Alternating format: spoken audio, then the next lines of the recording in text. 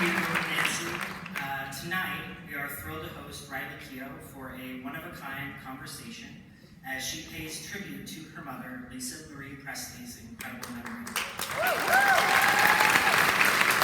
Marie Presley was a singer and songwriter who was born in Memphis and raised at Graceland as the only child of Elvis and Priscilla Presley. She released 3 studio albums throughout her music career, To Whom It May Concern, Now What, and Storm and Grace, the first of which was certified gold. Lisa Marie passed away in January 2023. Riley Keough is an Emmy, Golden Globe, and Independent Spirit Award nominated actress. She is known for her work in Daisy Jones and the Six, Zola, and more. She also directed she won the Best First Feature at Cannes, and co-founded a production company, Felix Culpa, with Gina Gamel. She is the eldest daughter of Lisa Marie Presley and sole trustee of Graceland. Joining Riley in conversation is Keough King. Keough King is co-host of CBS Mornings. An accomplished journalist, King interviews top newsmakers and delivers original reporting to CBS Mornings and all CBS news broadcasts and platforms. She's also editor-at-large of Oprah Daily, hosts Keough King in the House, a live weekly radio show on Sirius XM, and co-anchors with Charles Barkley, King Charles, a weekly 1-hour primetime program on CNN.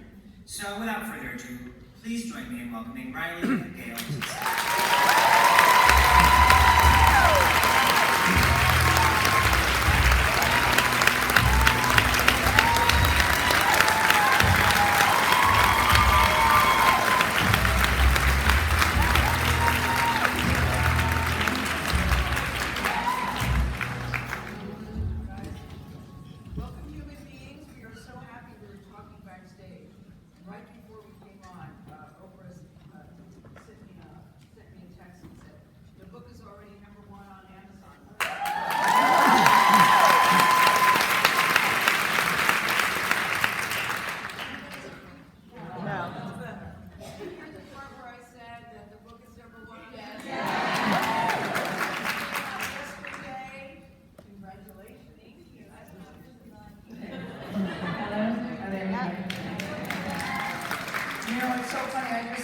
This is such an amazing story. What an amazing life you've had. She said, I'm just so used to it. I wonder, would anybody be interested? We're very interested, aren't we? So I want to start with this. When did you know that you were part of a very famous family?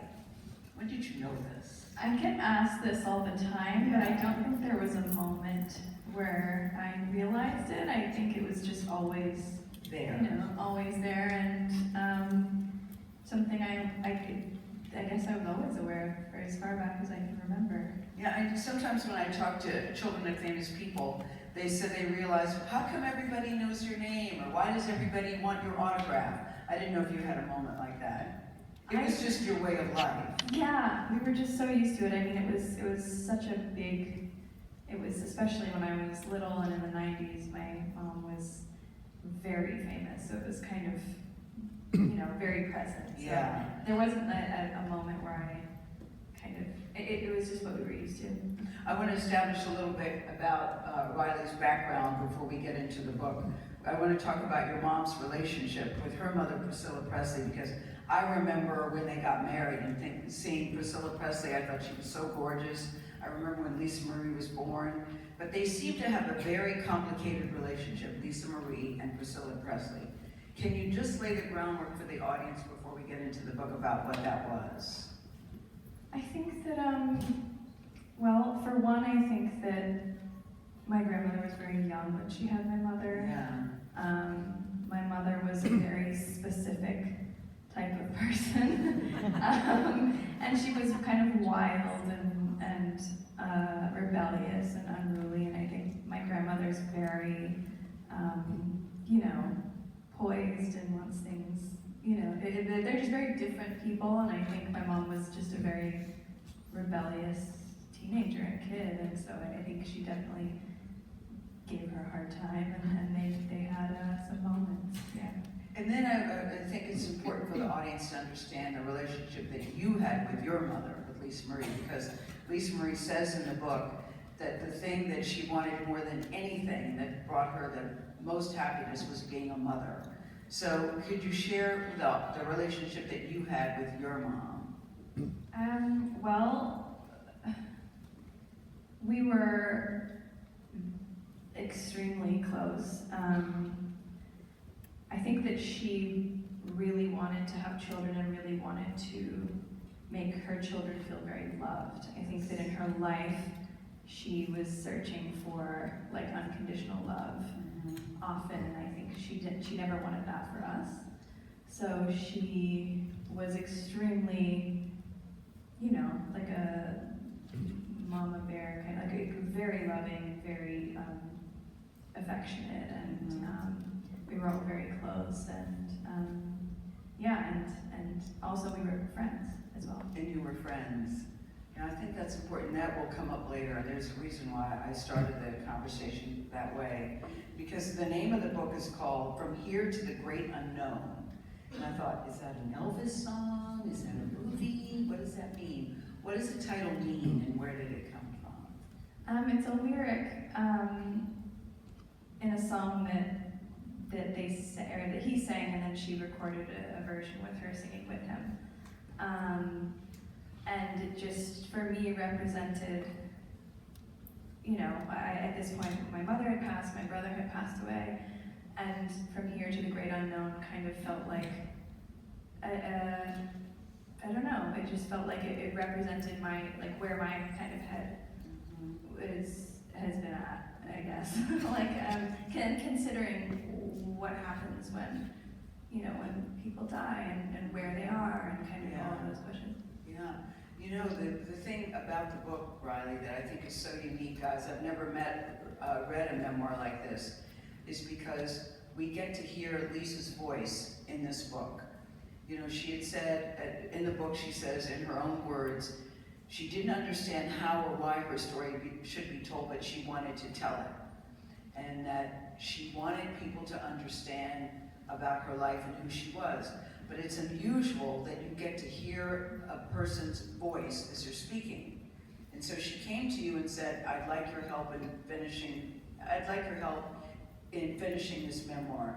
What was that conversation like? What did she say?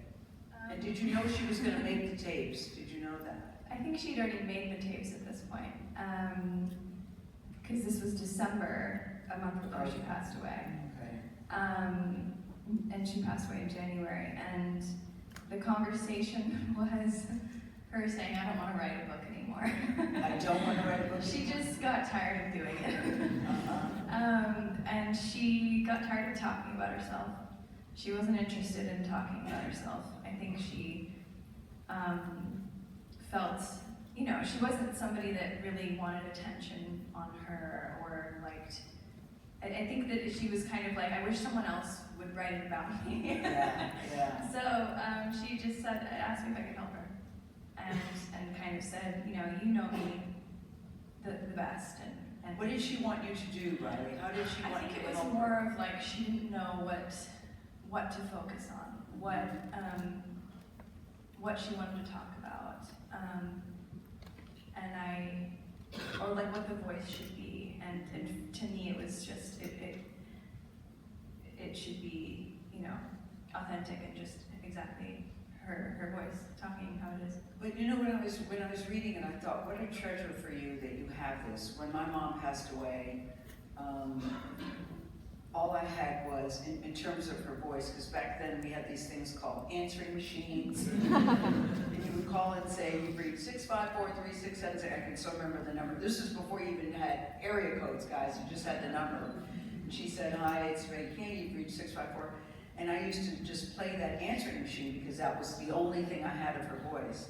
Because I always wanted to remember it, and as time faded, you know, I can't even really recall her voice the way I remember it. But you had hours and hours and hours of tapes, and I'm wondering if that was comforting to listen to, or hard to listen to, or how you felt when you were listening to it. It was hard. I was kind of putting it off because I had them. I got sent them, and then I kind of one night just got the courage to start listening to them because I knew that I was gonna. At this point, I knew I was gonna complete her book for her, and so I just decided to do it, and I went to my room and I put my headphones in and I started listening, and like the tapes are numbered from like 1 to 16 or something, and I just started listening, and she starts at the beginning of her life. She starts. She's a little kid. Yeah, and it's sort of, she goes through her first memories, and so it was really emotional because I hadn't heard her talk since she passed at that time. And then as I kind of got through the first moment of grief in hearing her voice, she's so funny to me that a lot of it was spent like laughing at her.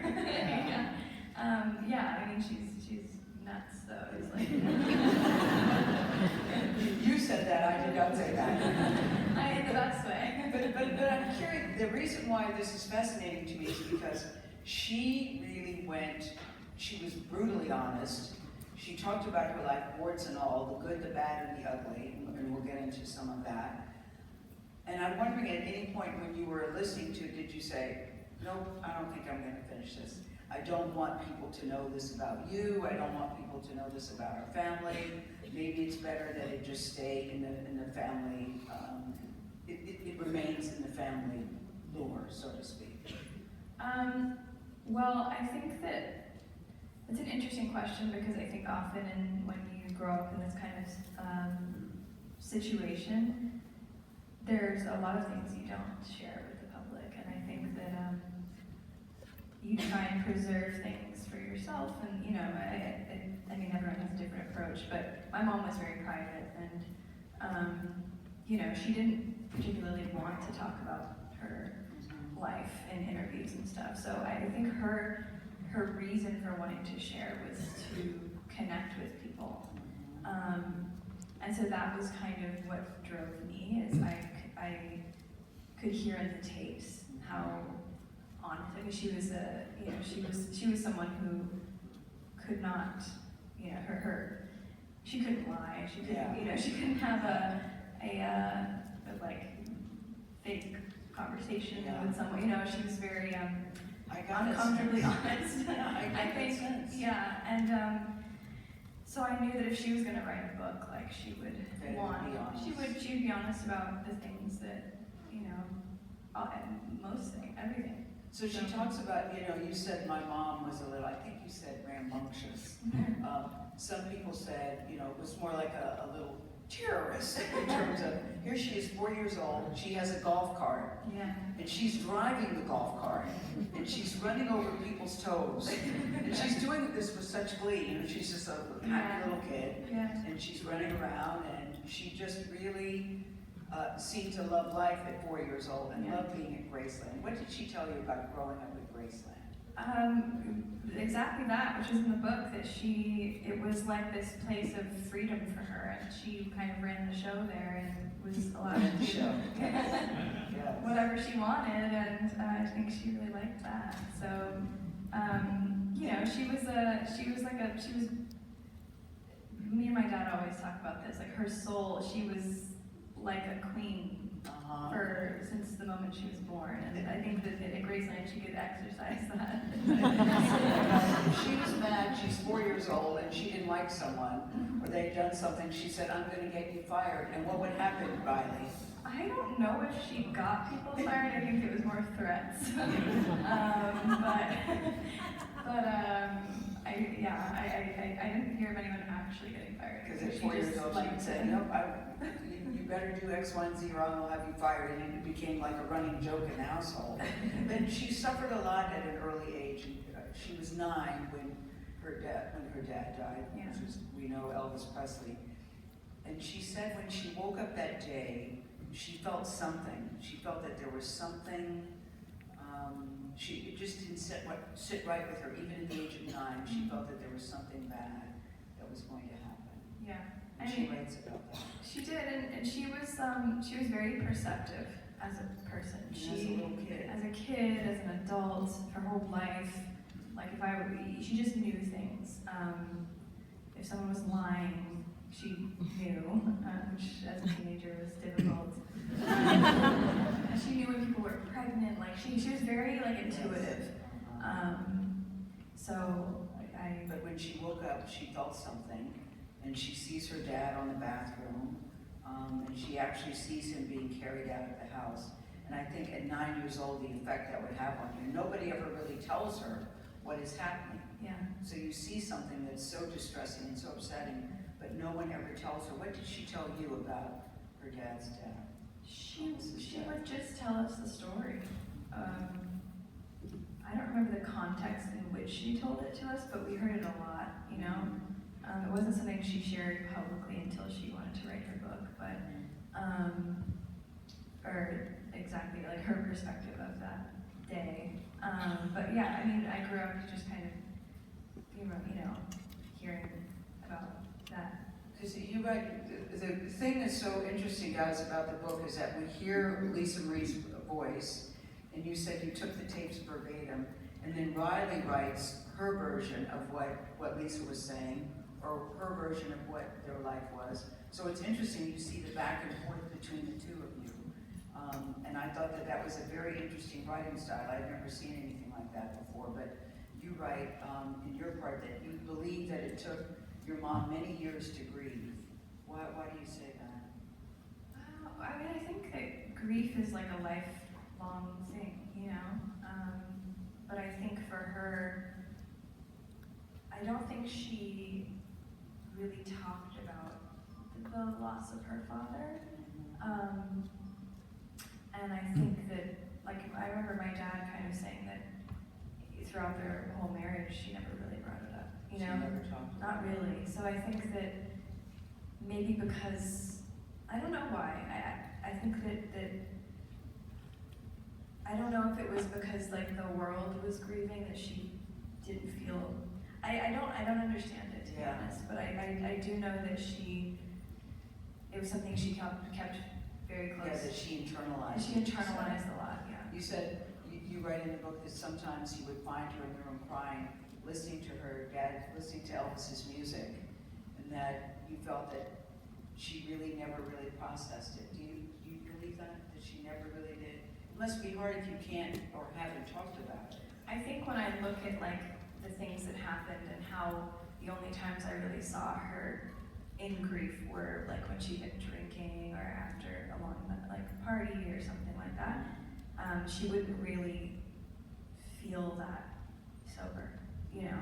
So I think that it was something that she just didn't feel, you know, until later in life. And I think that once she was in her 40s, she started realizing, like, I don't think I processed what happened. And she would start saying things like that. And yeah. You know, you talk about, and your mom went through a lot too. I think people don't understand, you know, betrayal of friends who sold her out, who would record her and sell pictures. She talks about sexual assault by her mom's boyfriend at a very young age.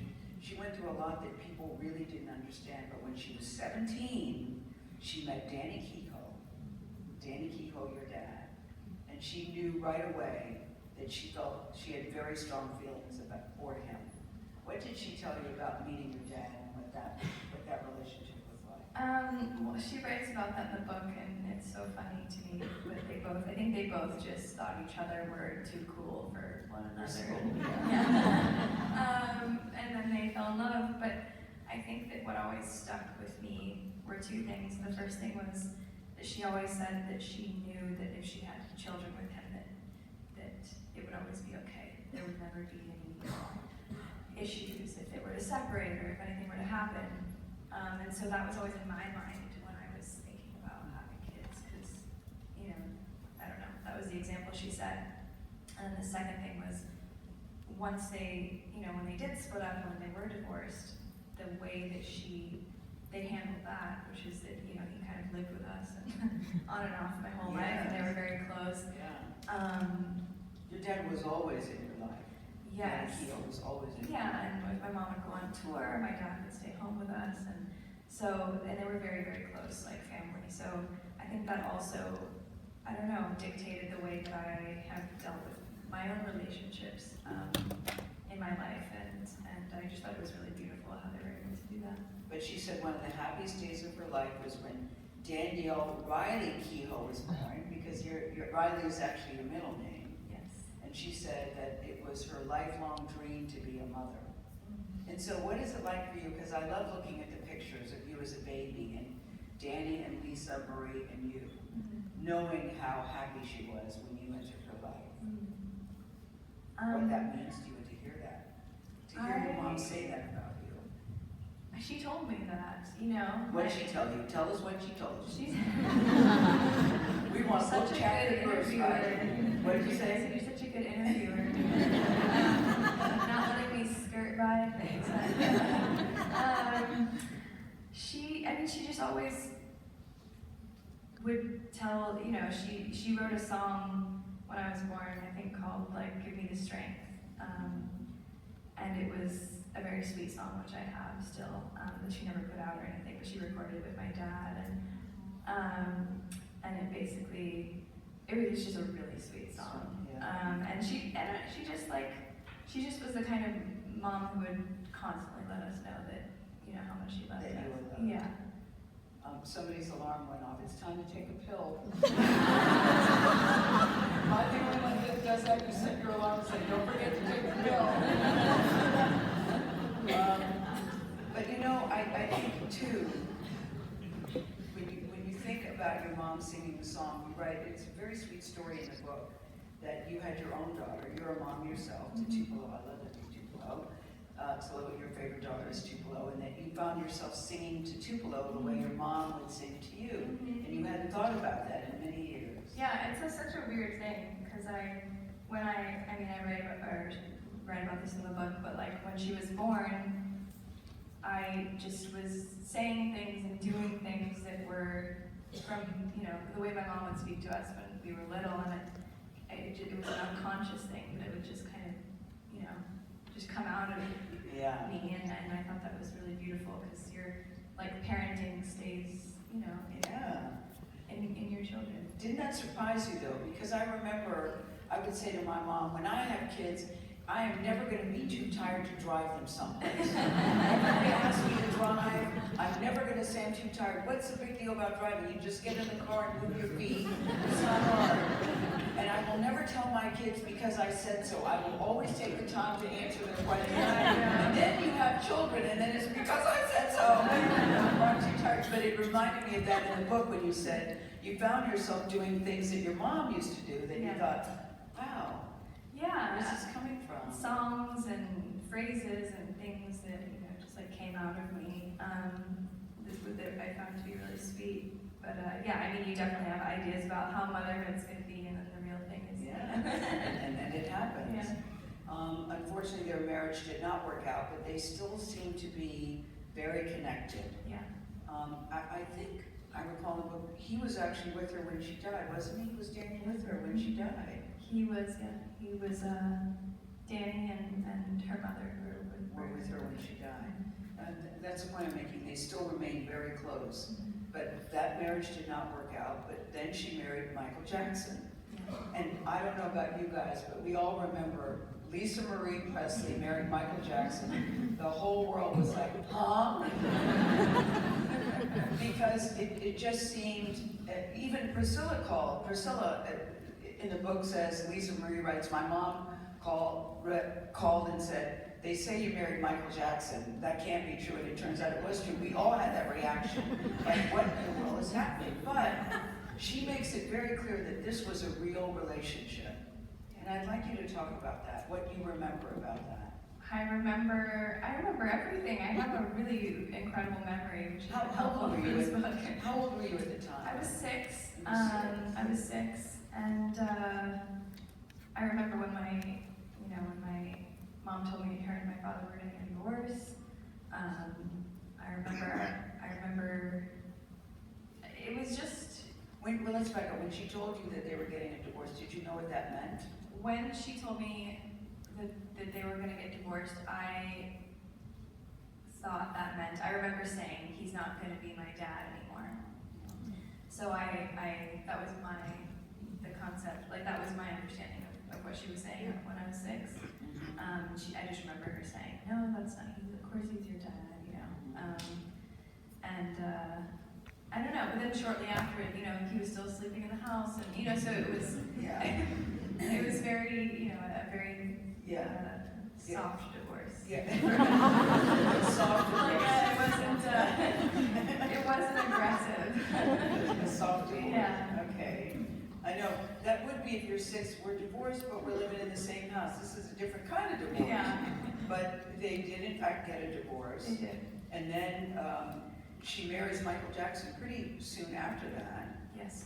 And so when she said she was married, hey, did you know Michael Jackson was Michael Jackson? That's a good question. No. You didn't? I knew, no. Did you just think this is mom's friend, mom's No, I boyfriend? knew they were together. You She knew they told were us, together. yeah. Okay. But I was aware he was famous, Yeah. and she was famous. We would go to the shows, so we would go to his concerts, so I knew he was, you know, I was aware of the situation. Of He the was same. there. My first concert was Janet Jackson, and she took us there. Oh.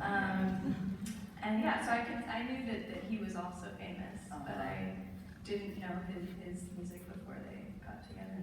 But I'm aware of it. I'm sure I heard about it. but I love that Lisa wanted everybody to know this was a real relationship, because some people thought it was a publicity stunt, some people thought it was all for show, some people thought it was a sham, but Yeah. she I mean, writes, it was like I was there, and it was definitely a real it was relationship. definitely a real relationship. So real that Lisa Marie and Michael would drive you guys to school. Yeah. Can you guys picture that? Lisa Marie, Michael Jackson, and you say, sometimes a chimpanzee would be in the car. That was one time. One time, and it would hang from the curtains and right down our curtains. Yeah. You also make a point of saying the chimpanzee's name was not. It wasn't Bubbles. It was a different one. It was a little baby one. Yeah, I mean, it was just like a normal, you know, relationship. I would run in there. That's the thing. I know she says backstage, I don't know if people are going to be interested in this story. Yeah, people were very interested, but it was a normal relationship. For me, it was normal. For others, I understand this is not normal. Yeah, we called him Mimi because my brother couldn't say Michael, so he ended up saying Mimi. Yeah. And you said sometimes Michael would sing. I think I lost my. Yeah. Test. That's awesome. You said that Michael would sometimes sing to you guys. He had a song for each of you. Yeah. Marie, Yeah. Ben, and for you. Do you remember what those songs were? Yeah, he sang You Are Not Alone to Me in the car on the way to school. And he would sing Ben, the Jackson 5 song to my brother. And to my mom, he would sing the like Simpsons Lisa birthday song. Randomly. Yeah. Did you like him? Did you think that this is a? I did. Is your stepfather, right? I did. I said this today, but I've had a few stepfathers.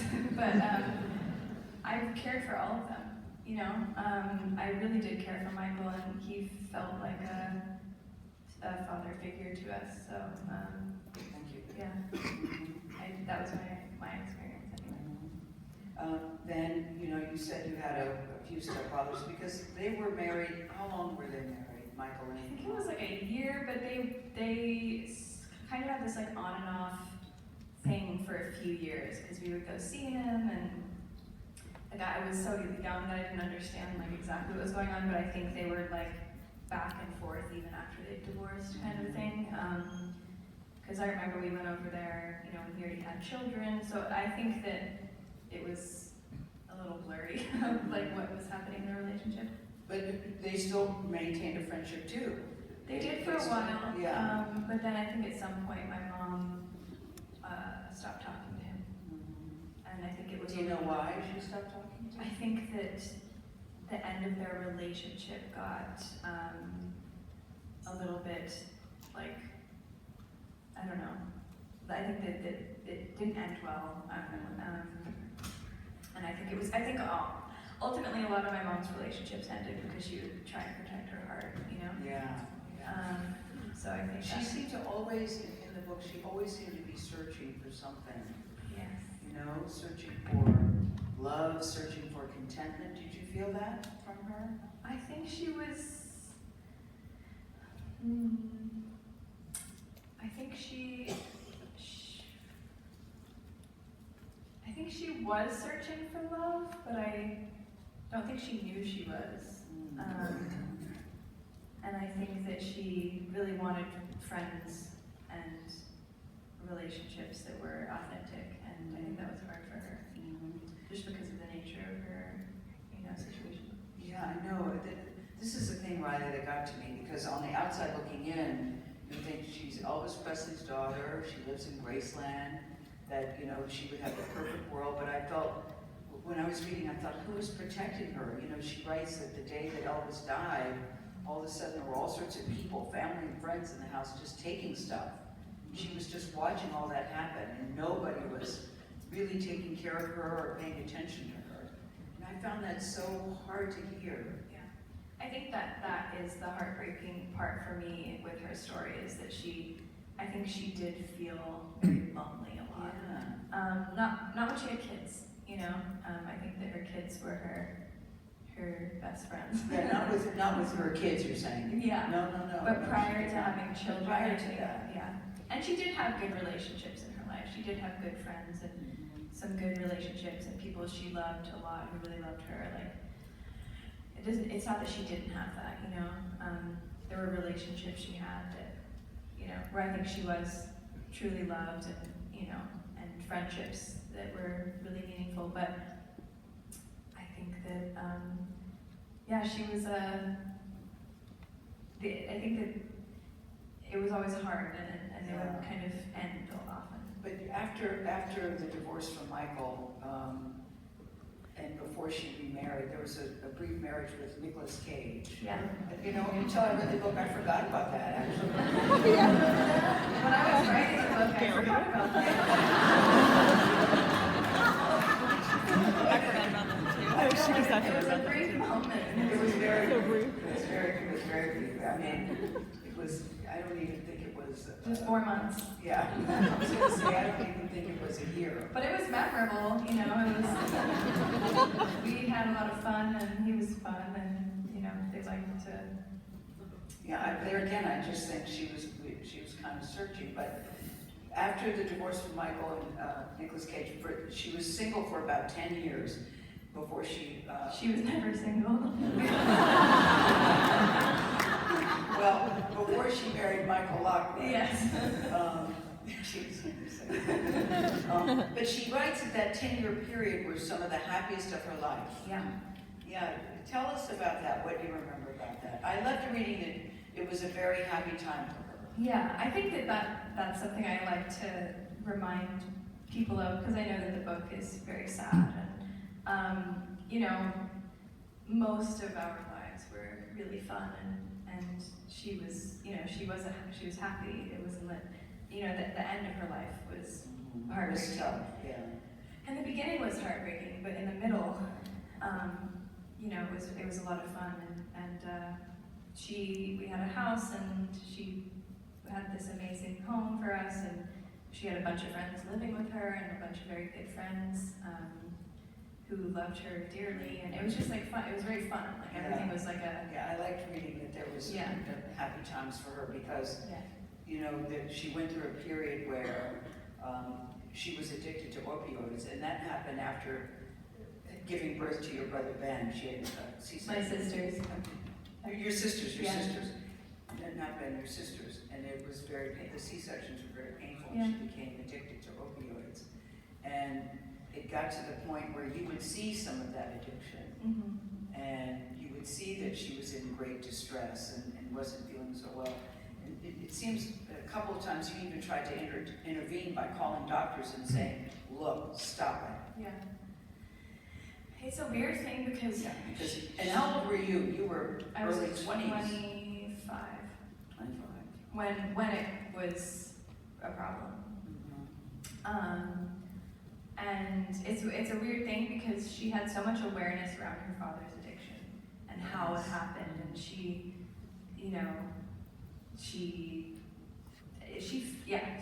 So when she started, you know, taking the, I mean, this is such a common story in the Where world. the cycle repeats itself. Yeah, and also that people get addicted to opiates, like they're very addictive, and later in life too. Like I think it happens often after a surgery or that kind of thing. But I also think there was this like underlying thing there when I look back, where she would kind of say, you know, my dad died at this age and now I'm this age, Yeah. and you know, I think there was an awareness of like Of life.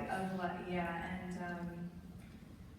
and I think she kind of knew that was gonna happen. She would also kind of say things like, if I was ever to do drugs, like I wouldn't just like dabble, you know, like Did she say that? I wouldn't just dabble. yeah, she was like, they would take me out, kind of a thing. She said that. Yeah. That they would take me out. Yeah. You know, and you always thought, and she always worried about that actually, after seeing what happened to her dad. And then I look at you, Riley, because your mom is going through it. You reach out to doctors to say, stop giving it to her. But as often happens with celebrities, doctors sometimes don't always follow the rules when it comes to celebrities. Yeah. And you tried to intervene. I did, yeah, a few times, and I mean, she was a hard person to Say no control. to. Yeah. And she did what she wanted to do, and you know, and I tried my best. And Yeah. at some point, I mean, this is true with many addicts. It's like it's so hard to get out of that once you do, but she did, you know, and that's what was also incredible. Is she did end up, you know, off of narcotics, and I didn't think she would. You didn't think she'd be able to? And there were certain moments where I kind of went, okay, like she does not want to. She doesn't want to go to rehab. And then turned around and she did. And then I look at you, Riley, at such a young age, because your mom's going through it, but then your brother Ben too also gets into trouble with drugs, and even says before he took his own life that I think that I'm having mental health problems. What did you see what was happening to him? And I'm wondering how you're handling your mom and your brother and you.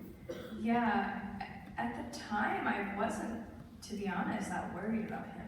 You were not. No.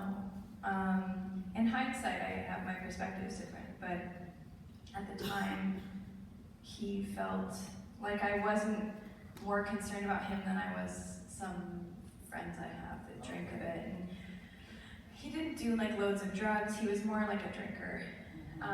Sometimes he would like, I think, do drugs if he was really drunk or that kind of thing, but alcohol was like his thing. And I wasn't worried about him. I had moments where he would get too drunk and I was kind of like, okay, or he'd kind of go to Bender for a few days, but he always came back. And You two were very close. yeah. Ben, you call him, yeah. Yeah, You two were very close. and so we were very close, and so that was probably the craziest shock to me, because I would have assumed that if something was wrong, he would tell He me. would have told you, yes. But he didn't. He didn't really say anything to anyone. I mean, he's at a birthday party in the house, and you write, and you said, no one heard the gunshot. I just thought that was such a dramatic way that you already go, no one heard the gunshot because it's in the middle of a party. Yeah, it was a crazy thing. I mean, they weren't that far away, and nobody heard. So it was about, I think, 5 or 6 people left. Like it was late in the night, and yeah, nobody. So were you stunned literally when he took his life? That was just the furthest thing that, and you know, when in some families they say, well, we always worry about this. This wasn't something that No, you it worried wasn't at about. all, and in fact, it really changed my awareness on suicide, because he felt like there was no history of you know, in my experience, like severe depression or mental health, you know, at a level where I felt concerned anyway. So it was just very shocking to me, and to everybody. And then your main concern, in addition to dealing with your own grief, you're worried about your mom, because your mom and Ben were extremely close. You know, she writes comparing to Elvis's, it was always well documented how close Elvis was to his mother. They had a very special bond, and she would say that she and Ben were also exceptionally close. And that was your main concern. How is your mom going to handle this? You were worried that she would relapse, but she did not. Yeah, I think that's like one of the things I'm most proud of her for, is that my brother passed away and she never, you know, she didn't relapse, or she didn't take drugs or anything. And I just didn't expect that from what we'd been through a few years prior, you know. And I think that she did that for him. For him? Yeah. Just stayed sober for him, like to be, because she knew that he would have wanted that. Wanted that. Yeah. You know, and then that's where the book takes a little bit of a turn, in that Ben is dead and your mom still wasn't able to let go. She didn't want to say goodbye to him, so she was able to convince, what was it, the medical examiner? Yeah, I'm gonna reframe this a little bit. Okay. She wasn't like a mother who was like, you know, saying, yeah, I'm not letting go of my son and keep him in the house. She was like, what are you gonna do with him? And why can't I have him here? In the house. Yeah, like you're gonna put him in the building, like why can't I have him here? Like it's sort of like the part of her that was kind of like could have whatever she wanted. It was kind of like she Friday, most people don't keep dead bodies in the house. I think she just didn't understand, like, she got what she wanted, Oh, okay. you know? So she was kind of like, well, it's my son, like, if he's gonna be in your building, he can be in my house. Did that seem normal to you? No, it didn't seem normal, but it also, like, wasn't, we didn't know how long it would be. Yeah, but she convinced a medical examiner. They said, okay, as long as that, she kept him on dry ice. Yeah. The temperature was 55 degrees. She basically, like, they taught her what they do at their thing. At the At the morgue. And the funeral home owner was like a mother, and I think she offered it, from my memory. Like, you can, you know, if you do the things, you can just keep him here. And it just kind of extended because it was COVID, and we didn't really know where we were gonna bury him, if he was in Hawaii, and if family could travel, so it just kind of lingered. But you know what? It was oddly comforting to her. Yeah. To have him there. Oh, for sure. You know, Yeah. like she does talk about, she did, you know, she, of course, she wanted time to process his death, you know, so there was that too, you know. I just think that it was more, you know, it was more that she just couldn't imagine him being anywhere else. Anywhere else. You know, With her. as a mother. Ben had tattoos, your name, her name, and then she decided she wanted to get the same tattoo his name on her body. Yeah. The tattoo artist comes over. Yeah. I'll let you tell this part of the story. Oh God, this is the headline. Well, I can honestly say I've never heard of a story like this before. I know, some people told me not to put this in the book, but here we are. She wanted the tattoo that he had on his hand, and she said, can we get a tattoo artist to come over and tattoo the tattoo he has? So my husband called this guy, he knew, because my husband has a lot of tattoos. And he came over, and my mom showed a picture of the tattoo that she wanted, and he put the little like sticker on her hand, and she didn't think it looked right, and she kind of looked at me and said, like, I don't think his was, she wanted it exactly what his was. Yeah. And I think she was kind of like, well, his was, you know, a little bit lower and more like in the middle of the thumb and the finger, and I couldn't remember. I was kind of like, I don't know. And we were just sitting there, and then she was like, well, I can show you. To the tattoo artist, and he's like, okay. And I was sitting there like, Actually, in the book, you said you gave her the what the beep look, and you said your mom ignored that. Yes. yeah, didn't give me any time of day, you know, didn't even acknowledge me, and proceeded to, you know, take him into the room and said, he said he was fine with it. Can you imagine, Riley, I this guy cannot. comes home, and he's gonna say, you're not gonna believe what I just saw. You're not gonna believe it. He was kind of an he's a kind of an eccentric guy, so I'm hoping that it wasn't too traumatic, but it was wild. Yeah, but I also think it just shows the depth of the love that she had for her son. But I'm wondering, when all this was happening, were you upset about this, or you just think, whatever we need to do to get her through? We were all, in the same boat with his loss. I would actually say that I was suffering.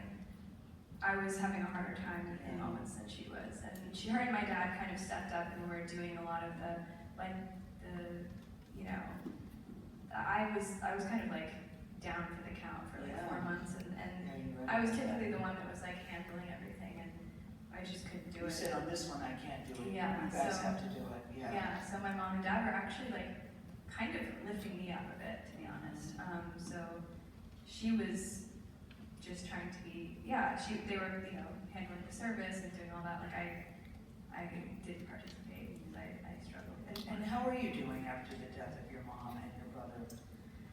As we sit here today in 2020, because you have been through a lot yourself, and I wonder who takes care of you, who helps you. Yeah, I'm really lucky. I have a wonderful husband and father and friends. Like I have a lot of very good friends, and sisters, and so there's a lot of us. Michael Lockwood, her marriage to Michael Lockwood, they have twins. I think the twins are 16. Yes, 15, it's their 16. birthday.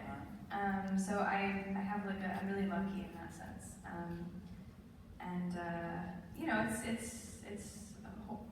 sure a lot of people have experienced grief. It's kind of always there. I know you said grief it's not really something you overcome, it's just something you live with when it comes to grieving and dying. Loved ones dying. Yeah, so I kind of just have surrendered to. I don't try and fight it or push it away, or I just kind of let it be. And if I feel like crying, I cry. If I feel fine, I'm fine. So I just try and stay very present with what I'm feeling. You also have really beautiful memories with your brother Ben. You guys had gone to Japan, one of Miss Marie's favorite places, and yellow's my favorite color, so maybe that's why it stood out to me. But you talk about these pair of yellow tennis shoes that you wore, and that he really loved those yellow tennis shoes. Yeah. And what you did with the yellow tennis shoes. I had the yellow shoes, and he wanted them, and I kind of kept promising them to him, and I never got them for him, so I put them in his casket. I was very touched by that. I want people to know the joy that your mom had after your daughter Tupelo was born, and that you didn't describe it as a night nurse, but she sort of became the night nurse. So She was for a few days, and then she left for Hawaii. but she was trying to help you and Danny out so that you two could see, because anybody knows when there's a new baby in the house. Yeah, it was the sweetest I mean, thing. you and Ben. Yeah. Ben could sleep, yeah. She, her and my dad would come at like, I don't remember what time it was, like midnight or 8 or something. We kept doing different shifts, and we would sleep, because I had this thing when I had the baby for the first time as a new parent where I didn't want anyone to not be watching her sleep. So I was just like staring at her all night for like 4 nights, and then my mom was like, you need to go to bed. What were you looking for? Just like making sure she was okay. I don't know, it was so scary. And so then my mom and dad were like, you need to go to sleep. So they would come over together and watch her for like 4-hour shifts, 5-hour shifts, and then we would swap. I know, and did you like to see that side of them together bonding over your baby girl? Yeah, it was the sweetest Yeah. thing, especially if they were doing it together. No, Because they were living together at the time, so it was very cute. No, they were, even in the end, they were ultimately still together. They want me to do questions from the audience. This is from Erin. She says, has the journey of releasing this book for your mother influenced the way you view motherhood or yourself? In releasing the book? Influence the way that you view motherhood for yourself. I think that, definitely, I think that I'm always comparing myself to my mother because I felt she was such a good mother that I'm always kind of going, I hope that I am can be as good of a mother, and that my child feels as loved. It was hard. It was kind of like a hard act to follow in terms of mother, because she was such a great mother, Despite everything, because from the outside looking in, her life was so tumultuous. Yeah, She'd been through so much crap. yeah, But at the end of the day, you still see her as a good mother. yes, absolutely. That's how you feel. Yeah, Yeah. yeah. I think And, that's important. yeah. This is from Stephanie. Your mom sang about going back to Graceland and Lights Out. How do you feel when you go back to Graceland? How often do you go to Graceland, by the way? I've been going a lot recently, for different things. And the crowds are still there. They still come. Oh every yeah, day. every day. Yeah. Which is, wonderful, because it brings life into the house, so I go kind of a lot at the moment. Before my mom passed, probably like once a year or twice a year, depending on if I could make it when she went. But now I go a lot, and it's What do you fun. do when you go there? Well, it's usually I'm doing something, so I sit with Oprah, normal stuff. Yes, the special was great last night. Yeah. The special was great. Yeah. But typically I'll go and start doing whatever kind of work thing I have to do, and then I'll go visit my mom and my brother. Oh, they're graves. Yeah, they're graves. Yeah.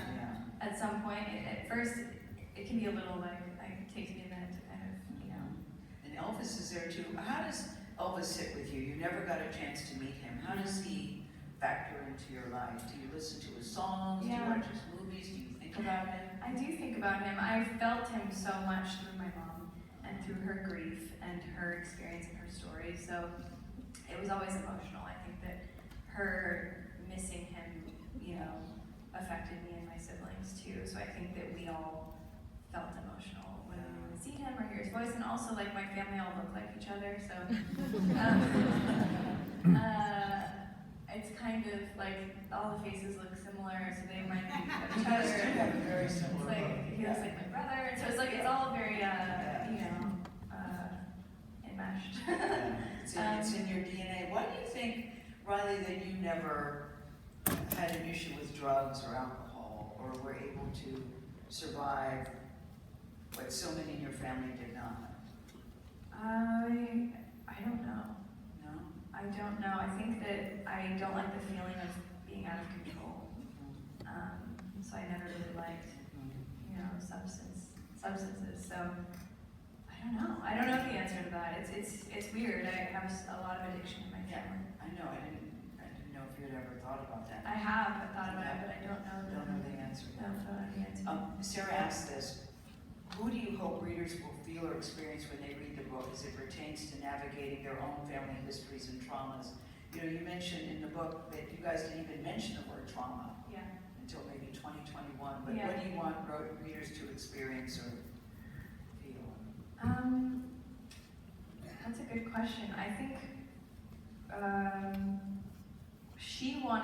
she just wanted to write a book so that she could relate to people and that they could, feel not so alone in this world, and know that she's also gone through these experiences, and so just human connection. That's what she wanted. So I hope that that's what happens. Jillian asked, your favorite piece of advice or saying that your mom said to you? It still stays with you. Advice. Oh my gosh, that's a good question. It's not one thing. I hear her voice all the time. Like, yeah, just like mostly like yelling at me. But like it's like get your feet off the table, like the thing, like good manners stuff. Like a lot of that's in my head. Like, was her dying a shock to you? It was a shock to the world. I remember when that became a news story. It was a shock to us. Was it a shock to you? No. No? How come? I think that I just felt that from her addiction through my brother's passing, I felt that she had kind of, she wasn't gonna like give up actively, but I felt that she had had too much pain. And I think that, I don't know, yeah, it wasn't a surprise. I think there were a few times where I kind of would think, oh, like, is this the day? Kind of thing. And it wasn't, you know, she wasn't on drugs or anything, so it wasn't that. It wasn't that. It wasn't that. It was You, just, you say you think she died of you always believe she would die of a broken heart. yeah, I do. You know, I think that whatever the physical reason is, you know, is what it is. I think that her body just kind of let go. And two more questions. Mariana says, what was your favorite part of this writing process? Was it therapeutic or was it tough? It was tough. Yeah. There were moments that were really fun and funny and that I really loved. And my dad is with me all the time, so we'd be writing, and sometimes it would be like, let's ask Danny, and I'd call random people and ask them, you know, questions, and that was really fun. But you know, a lot of it was tough. Yeah. Yeah. I would think.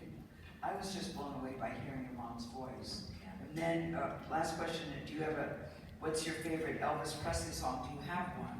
Oh my gosh. And That's why really do you hard. have one? That's a really hard question. Probably How Great Thou Art. Oh. And I think because it was one of my mom's favorites. How Great Thou Art. Yeah. There's a funny story in the book that you guys were somewhere and an Elvis Presley person was singing "Suspicious Minds," Yeah. and Lisa went up to him to say, Lisa Marie went up to him to say, "You did a good job" or something. And he just kind of blew her off. Yeah. She was quite offended. Yeah. She was like, "How dare he?"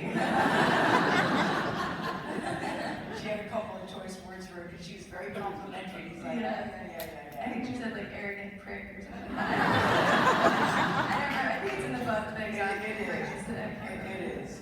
And I'd like to close because your mom was a singer too.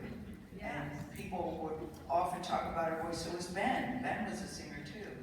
And we thought that we would end this this conversation with what you said was one of your mom's favorite songs that she's playing as we walk up. What is it and why? Oh yes. Storm and Grace is about my brother. And yeah, it was she loved the song because she loved him so much. So that was the choice of song. And then when will we see Riley back on the screen?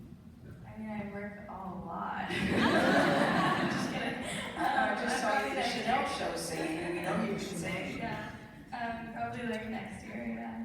All right, Riley. But in the meantime, you can enjoy being the #1 best-selling author.